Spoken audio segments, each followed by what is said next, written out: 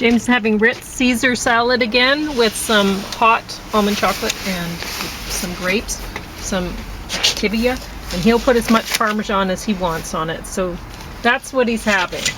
And I'm having some Caesar too, but without the Ritz, because I don't really care for them, and I don't need the extra calories or whatever. Oh, that's cold. Ooh. I should put some down on it. Anyway, so you can put as much of that as you want. And yeah, how I made the Caesar salad is that I could have bought Caesar dressing, but then I wouldn't have wanted to eat it because it would have had anchovy paste in it. And so I could have made my own Caesar dressing. But you know, I found that artichoke and Asiago dip, that works just fine for me. Anyway, I don't know, how do you feel about it? I like it pretty good. Yeah, so that's what I put. And I use Napa cabbage instead of romaine because Napa cabbage is often cheap here in the winter, and romaine less so, right?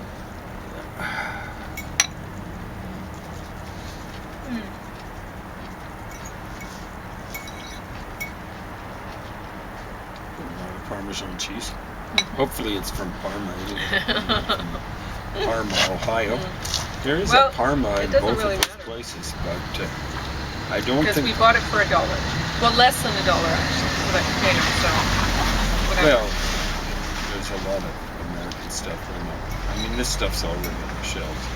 It's already bought from another place. Yeah, it's Kraft Foods. Crap Foods, maybe. Okay. I think I'll eat the grapes or something. Well, I guess you don't have much to review. So, I reviewed an earlier edition of this, I think 1998 or 97, it's the 2000 edition, the Millennium Edition. We're a quarter of a century away from that. I think much of the data is not that much out of date.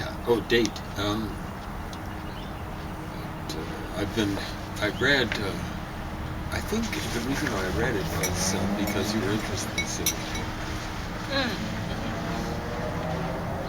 What you've been analyzing.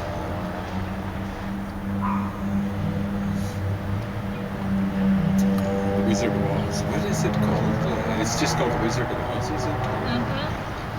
The original book. But someone was calling it The Wonderful Wizard of Oz. Was it Angela Lansbury? That's okay. I kind of like Angela Lansbury. It's just it didn't get... I brought out the stuff yesterday, but I didn't bring it out today.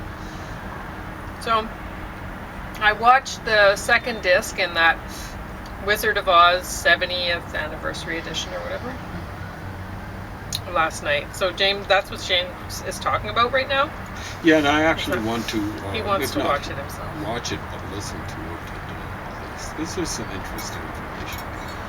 I mean, they were feeding her lines like classic, all this sort of stuff, which sound like an extended blurb of the back of the book or something. And yeah, they don't need to do that. I mean... Because when something is actually worth watching, you don't have to keep selling it like that. It's kind of a turn-off. On the back of James Joyce Ulysses, there might be the occasional thing, but they don't need to say anything. It's just Shakespeare, complete editions of Shakespeare. Whoa, all-time classic. Exactly. Don't have to say that. So here we go with this Rand McNally Atlas. All-time classic! No.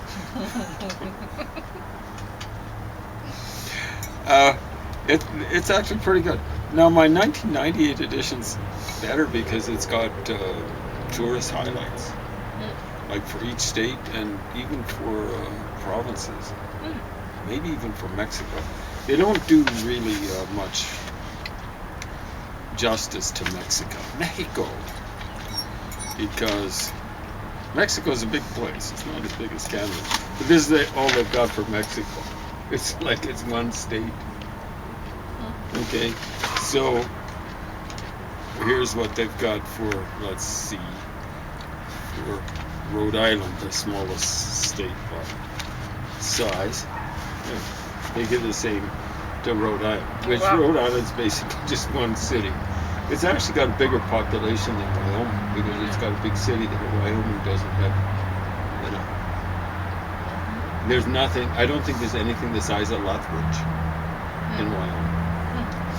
I don't think there's anything the size of Lethbridge in all of Montana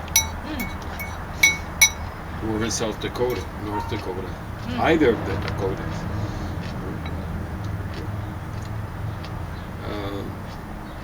Idaho, I don't think there's anything the size of Lethbridge.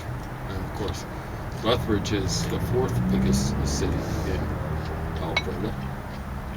Recently was the third, but been surpassed by Red Deer. And, you know, like we've got a couple of places. I think one's over 1.5 million and one's getting up to Edmonton, which used to be the biggest city in Alberta. Soon to be the 51st state. You know, if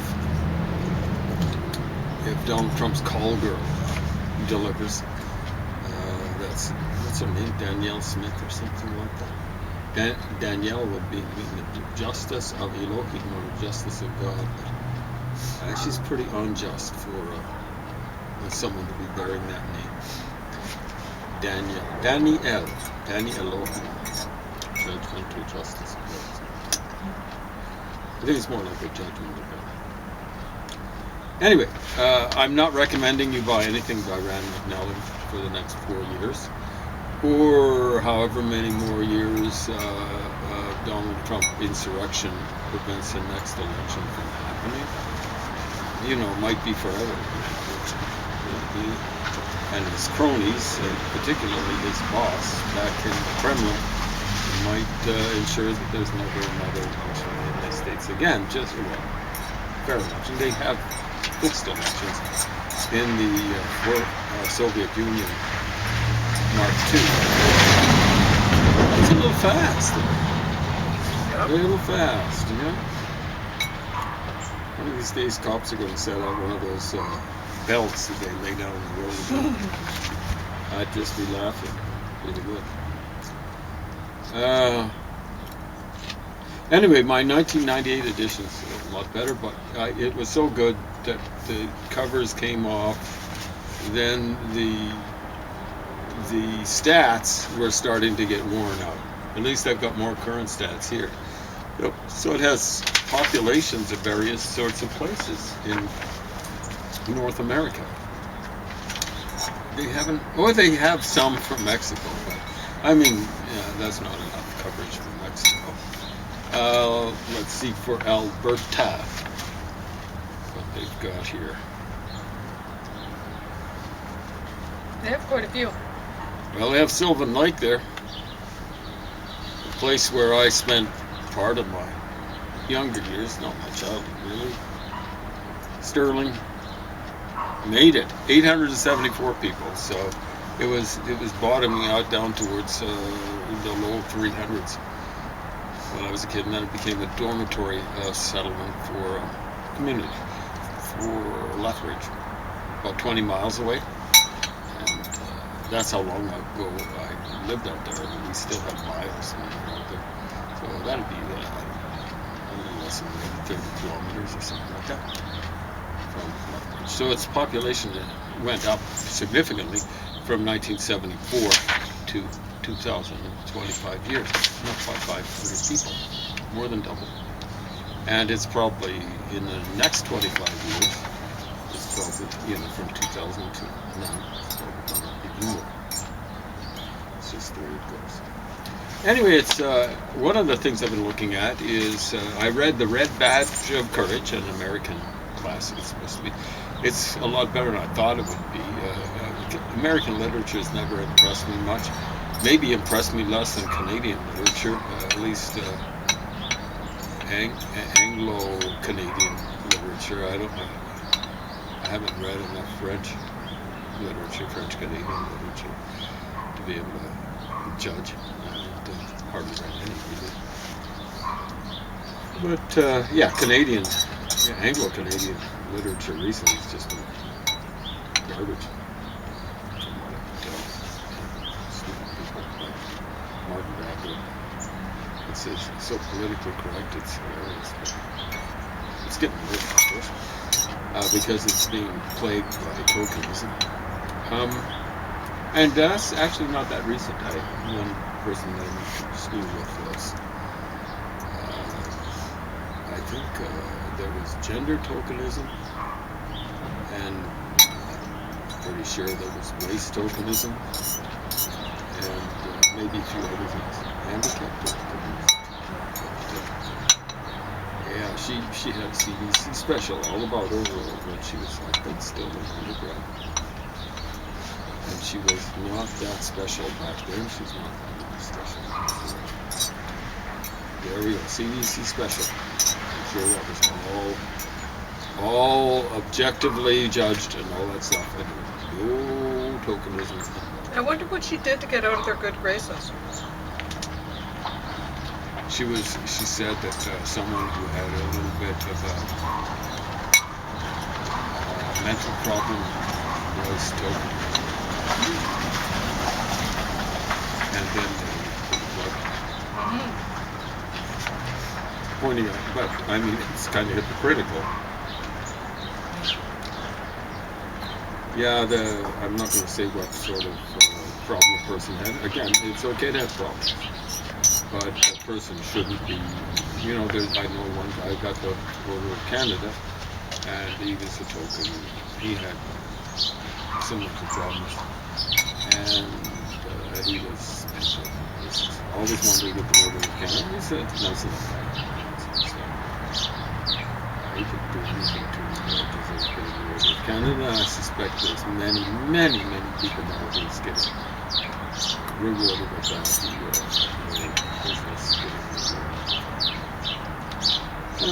That's okay. I used to feel sorry for him. I know one guy at least who used to laugh.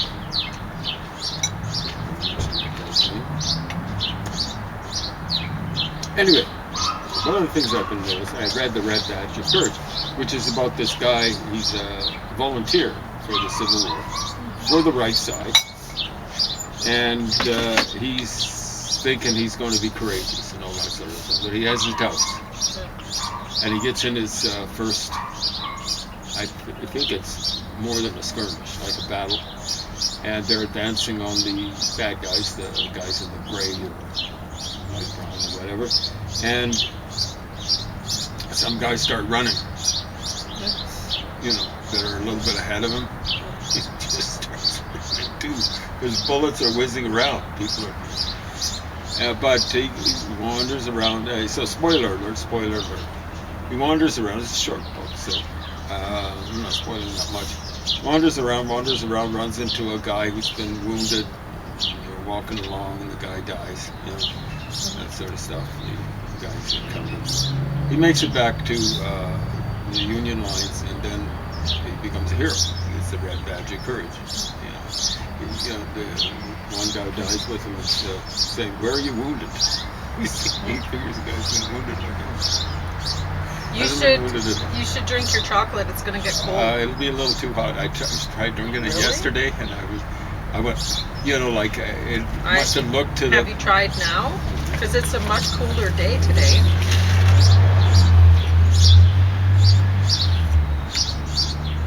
Yeah, it's handleable.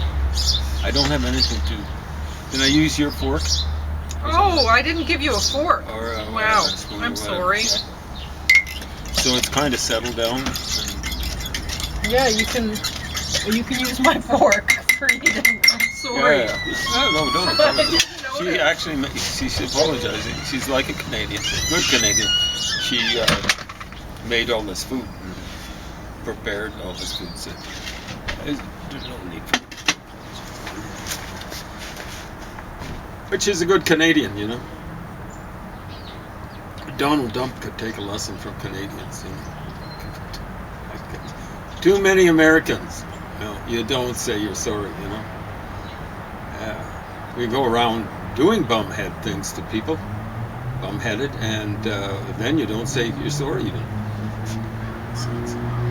So not everyone in the United States is a skunk. I think actually the majority of people who voted in this last election, whatever the statistics said, actually this is even after voter suppression. Thank you, Republicans, for visiting Donald Trump in the world. And thank you, Donald Putin, Vladimir Putin, Vlad this Impaler.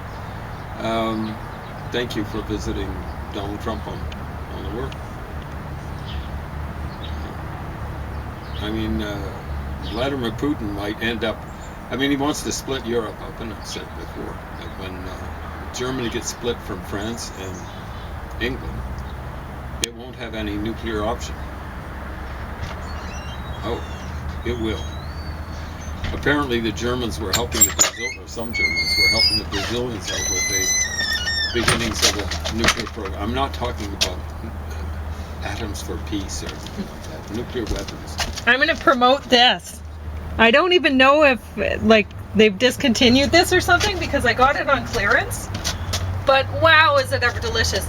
I should have read it. Spicy dill pickle, bold and everything first before I ate one, because I ate one and I was like, whoa, wow, that's hot, right? Yeah, I wondered what was happening. Yeah, but excellent, so good. Like there's so much flavor in one almond that it's like eating a whole bag of dill pickle chips, just eating one almond. It's awesome. And but I mean, I did try to not eat the whole can at once. And that would be hard on the stomach. I kept putting the lid on, putting it away, and then I'd look at it and go, yeah, I want some more, and then eat some more, and so they were gone within the night anyway. So it's a mixture of spices in there. I said so épices with an S on the end. Oh, dill pickle, that's all. Yeah, but there's cornichon the épicé. flavors that are in dill. So spiced. The French call them spiced. They didn't give me a headache, surprisingly. So. Double yes, thumbs up, good eating, because so many things give me a headache, but yeah, that was terrific. So the French call them spiced pickles. I think cornichon was pickle. Anyway, I pulled out my encyclopedia of the Civil War. That's American Civil War. Part 1. Part 2, I think, is yet to come. Thanks to Donald Trump. And Bernie Sanders, people on the right and the left wing of the United States want to go at it. And the big trouble is they'll involve everyone in the middle. Well, that's just it. Like we were talking about the Wizard of Oz, and that's really what a lot of what the story is about. Is you have these people in Kansas who, I mean, Kansas had to pick a side, but really, and there were. Like problems with terrorism. What was it? What was his name? Was it John Brown or something like that? Was doing. Well, he wasn't. He was doing a little bit of terrorism, but the real bad ones were guys like Quantrill. I always thought it was Quantrell because I heard Warren Zevon sing about it. But yeah, I mean, it really sucked for Kansas, for people in Missouri Kansas, too, right? because they're stuck in the middle, yeah. and they don't have money. You know, it's not like the people in Kansas had money for slaves or anything like that, and they're having to be right in the middle of this battlefield between the North and the South. And anyway, it seems nuts. Yeah, it's so I've been looking up, just reading about a lot of the battles and things like that, and I've noticed like here's Fort Bragg. Who's that named after? A big Confederate general, Bragg. There's a Camp Pendleton somewhere. I think that was a bad general. You know, like you've heard of Charlottesville, where someone was run down by an idiot in probably a black 4x4. Back in I believe it was 2017, right? So there were a lot of guilty people there. Of course, the most guilty was guys running the thing down. So there's Charlottesville. It's a weird little place. Here's the biggest place is actually down here. That's over 1.5 million people. Richmond is the capital. That's some nice place according to the geography. That looks Charlottesville? No. Which place? Newport looks, and Virginia beach in the Hampton. You've heard about? No, this isn't the Hamptons. Okay. So the big trouble with the United Hampton is States. different?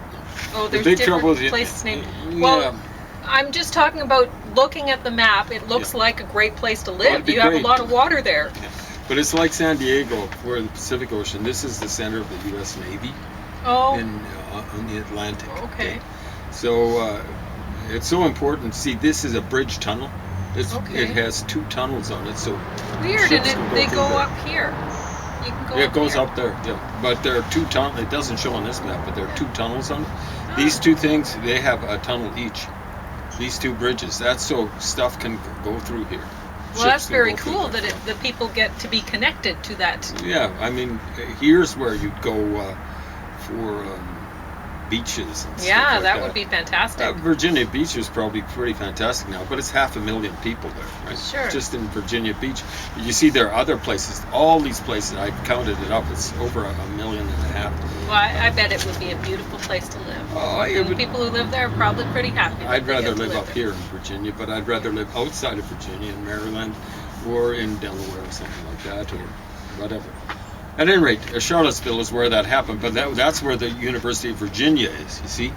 Oh, weird. And so in the middle of I nowhere. I gather, yeah, exactly. I gather they were trying to take some statues down of some Civil War heroes. Yeah, You don't which you take shouldn't- statues down. no. That's actually a crime against humanity. Yeah. You might Put up some more statues. Yeah. Put them in a statue park. well, whatever. The thing is to put some stuff. These guys were a couple Or of plaques. bozos. Yeah, plaques. These Yeah. guys were a couple of bozos Yeah. and stuff like that, or however many they were. I gotta but- water some plants. Lucky thing I looked in there. So here, I look at here. Fort A.P. Hill. This is in Virginia. Almost within spitting distance of Washington and stuff like that. There's no business. I'm not saying change the name, but, shame on you, Virginia. Shame on you, United States. Presumably it's a federal thing. Shame on you for memorializing these stupid pukes that were fighting for slavery. Out of the encyclopedia of the Civil War, here's some stats. What was it? 12 million folks in the South, in the southern states, the slave states. 12 million, a third of them, this is at the time of the Civil War, were slaves. What? Like 4 million. And they were doing pretty well all of the real work for I won't say for the 8 million, but a lot of the real work. Now, how many people out of those 8 million left, 8 million whiteys, how many actually owned slaves, were rich enough to own slaves? 384,000. Say what?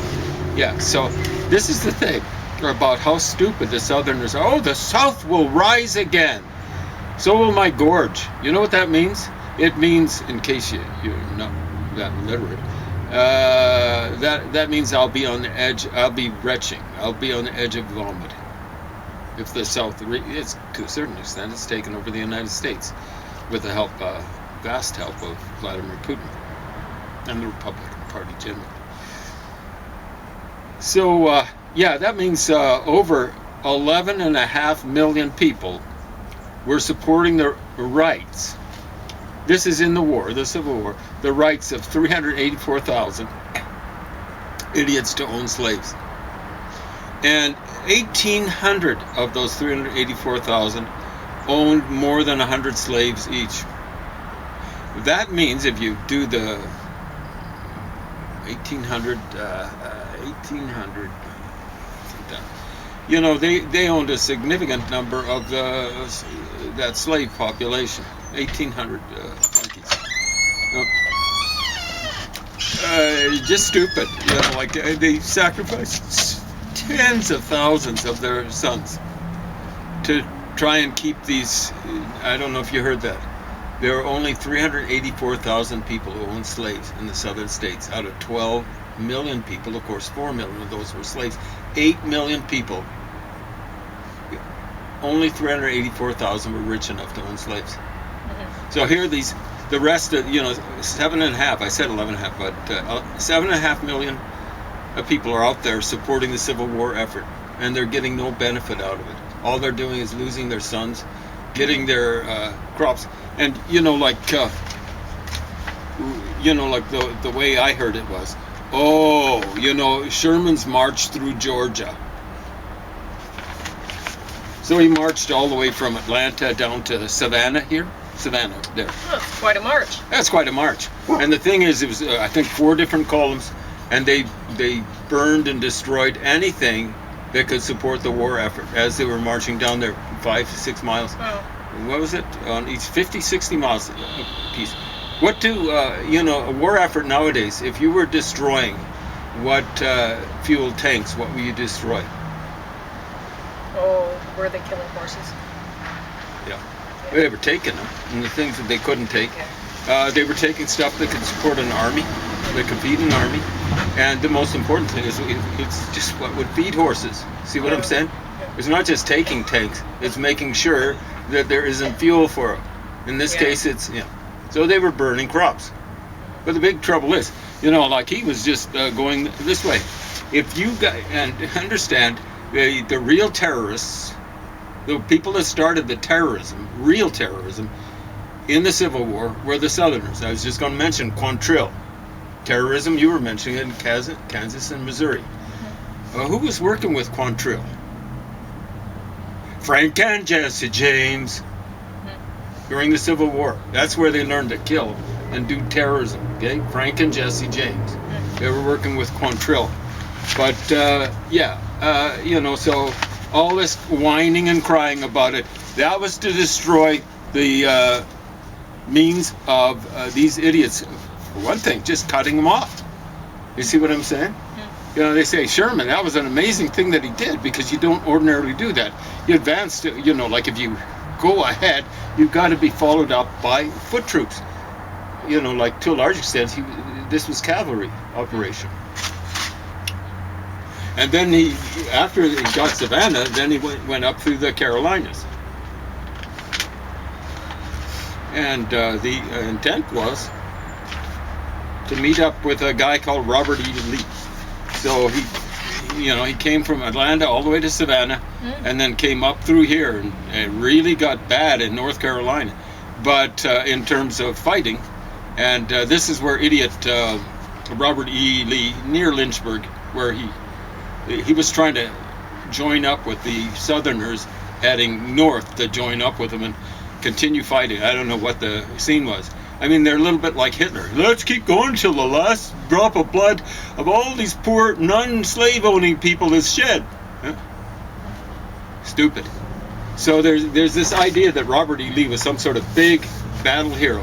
He was an idiot, folks. He was an idiot. The real war hero, at least in terms of having a brain, was Grant. Robert E. Lee benefited, like there's one battle, his big one is supposed to be his great battle, Chancellorsville. He did what you're not supposed to do. He divided his forces, and he was facing once he divided, a larger force one place, a larger force another place. And the thing is, he ran into a wimp. I think it was McClellan. And McClellan, instead of coming out and fighting, just turned turtle. At first he formed a defensive position, and then he retreated.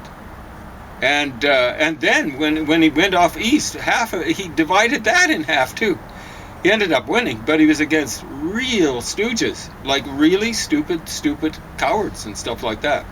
So Robert E. Lee was to a large extent just a mad dog. He was way too aggressive and stuff like that. He benefited from lousy leadership by the Union people. How much time?